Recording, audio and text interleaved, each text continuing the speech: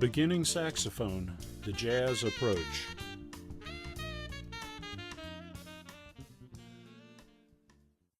Getting started playing exercises.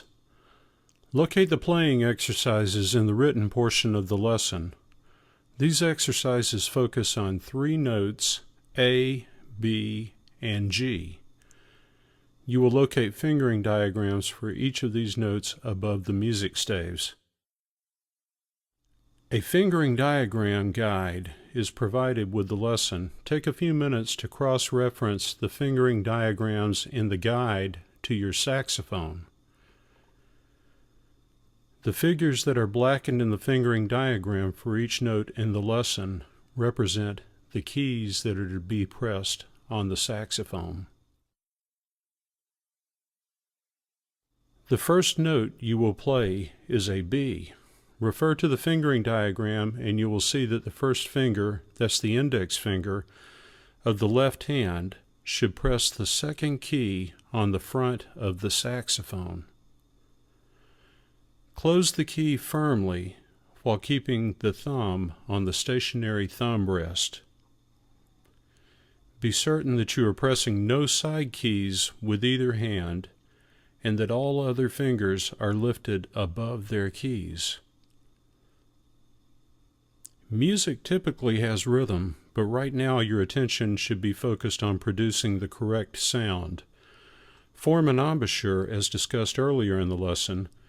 Take a deep breath, keep your cheeks in, and play and sustain this note several times. You are looking to produce a mid-range sounding tone.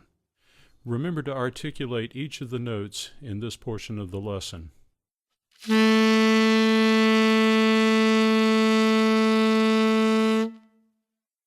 The next note you will play is an A. Following the fingering diagram, use the first two fingers of the left hand to press the second and fourth keys on the saxophone. Be careful not to press any side keys. Again, form an embouchure, take a deep breath, keep your cheeks in, and play and sustain this note several times. The tone you produce should be slightly lower than the B.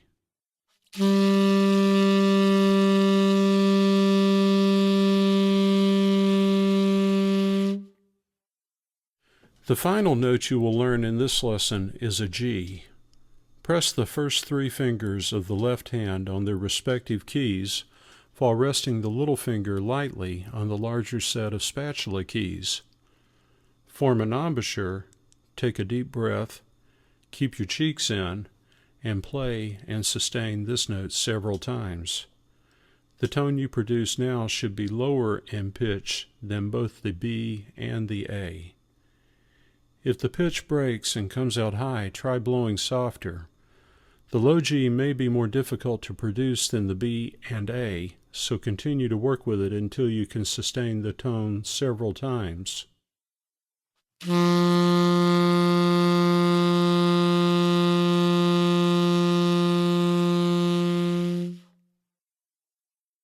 If you continue having difficulty producing the correct pitch, try playing the notes B, A, and G in succession several times.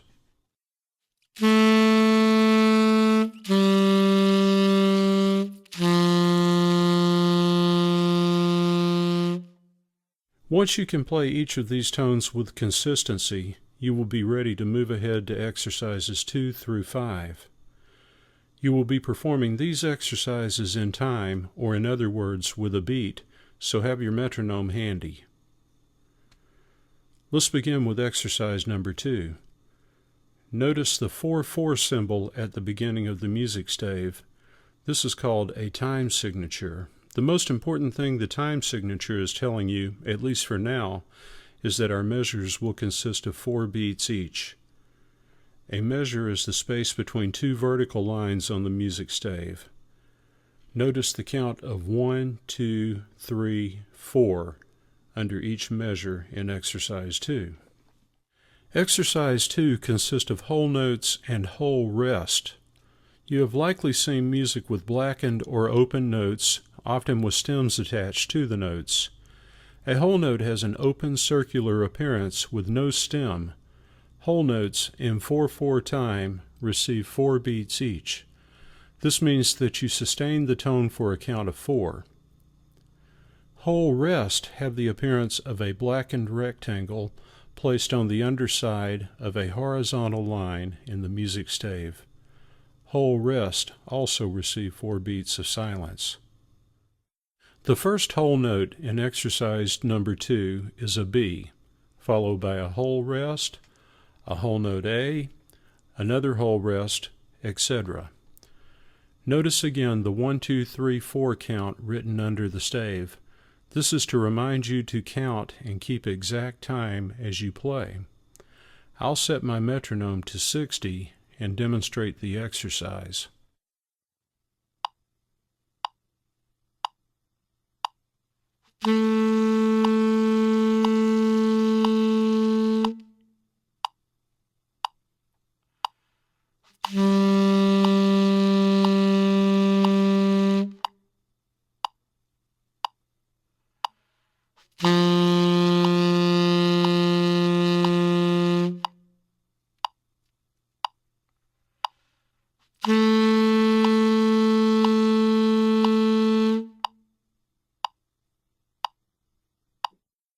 Perform exercises 2 through 5 in a similar manner. As you become comfortable playing each exercise with your metronome set at 60, try playing them a bit faster by varying the tempo at settings between 60 to 90. You should also try playing each exercise without the metronome, but still with steady time. Be certain to hold the notes exactly 4 beats and rest exactly 4 beats. Developing good habits now will make you a better player in the long run. Once you can play the exercises repeatedly with good timing and a good sound, you are ready to move ahead to Lesson 2. The following demonstrations may be used to check yourself with. Exercise number 3.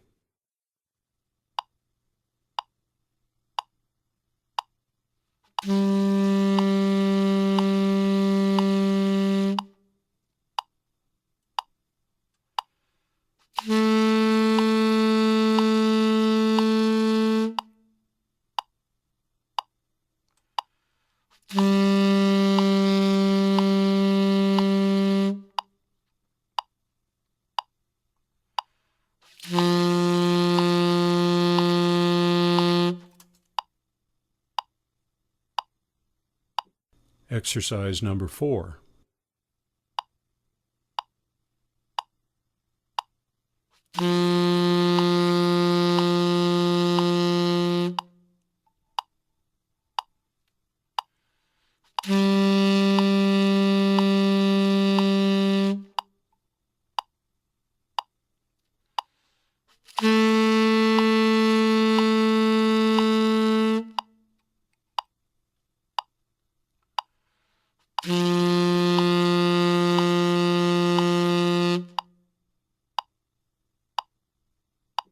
Exercise number 5.